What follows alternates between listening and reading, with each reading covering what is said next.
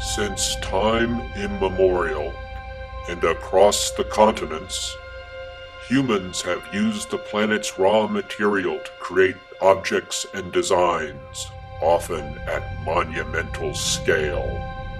Time shrouds many of these works in mystery, their precise purposes forever lost. But then came the 1960s and 70s, when modern-day artists began to experiment with what has become known as land art.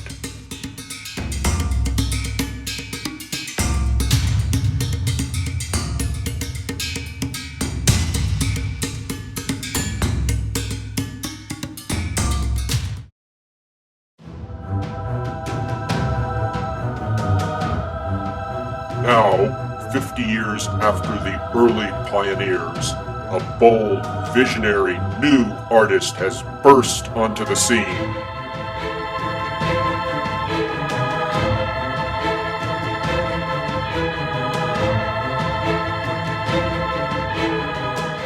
Well, Peter Bilson of Space Art Magazine suggested that I talk to you about Roy's sculptures. What Roy has done is really exceptional.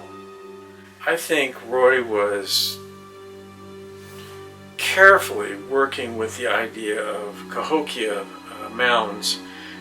The thing that's so amazing about Cahokia, and sometimes it's shortened as to Cahokia rather than Cahokia, you find that this was the largest city, pre-Columbian city, before the conquest.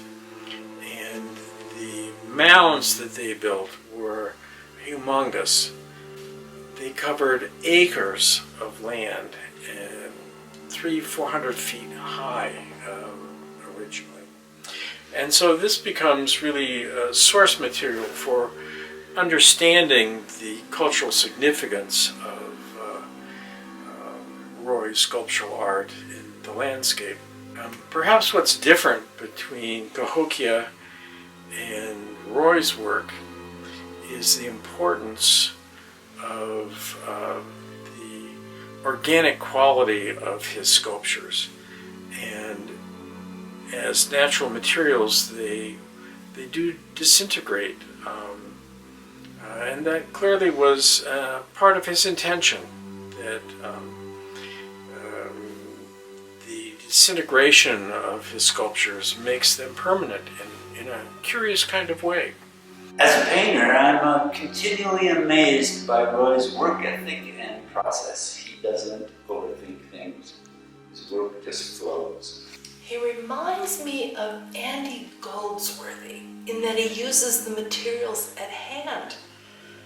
Roy's art is site-specific, ephemeral, and anti-commercial. What I find delightful is his use of space and time, like a jazz musician. Here he stops and holds for a note. There he stretches out a rest. You feel his energy, the push-pull of his work. Roy's use of organic material is profoundly imaginative and stimulating. Notice that he's precisely placed his urine on the lawn, and in so doing, raises questions. Is he demonstrating how fickle life is by killing the lawn?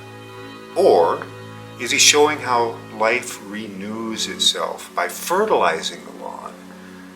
You'll notice that within each of Roy's pointless dots, the lawn is dead and brown, but around the edges of each dot, the lawn is lush and green.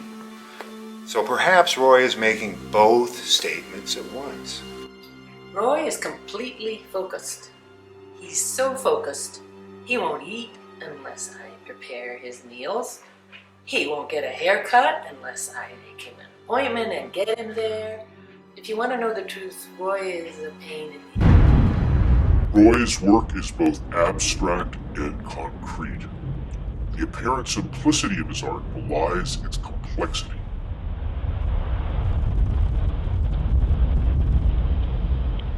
Roy's most monumental work is in Santa Fe, New Mexico, There, he cleverly juxtaposed the built environment with its angular masses and geometric patterns against his soft, amoeba-like shapes.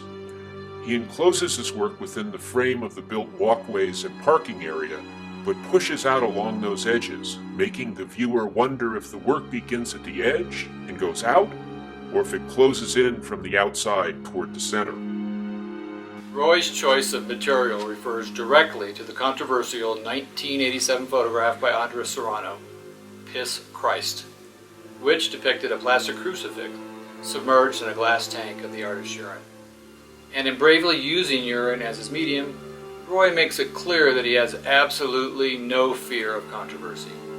In fact, he relishes in appropriating the inappropriate. Roy's creation represents to us a wonderful expression of the two principal tenets of urology. The bladder is the seat of the soul, and urine is liquid gold. Roy declined to be interviewed, but he did consent to be filmed at the site of his New Mexico magnum opus. He believes his work speaks for itself, and clearly it does, leaving us much to fathom and much to ponder. With his silence, Roy asks us to consider the very nature of art and to meditate on the art that is nature. Indeed, as his art changes with the seasons, he forces us to confront our own mortality as our lives change from season to season. Roy is a true revolutionary who is changing the way we see art. He will be considered by future art historians as the equal of a Picasso, O'Keeffe, or Warhol. While artists like Willem de Kooning invented and defined abstract expressionism, Roy is first and foremost in abstract excretionism.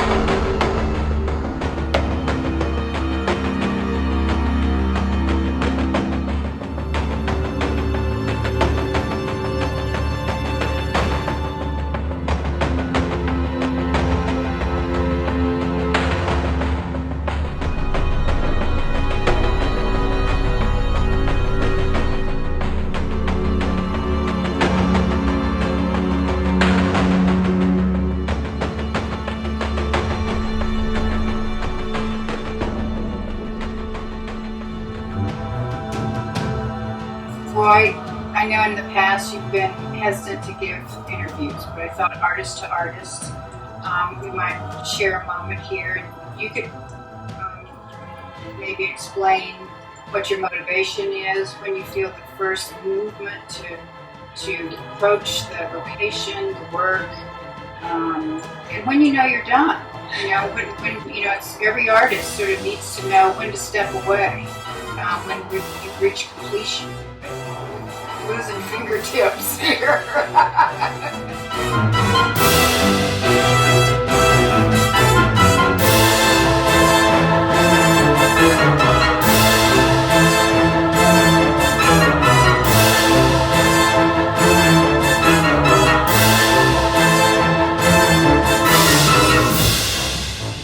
Oh, it's done already?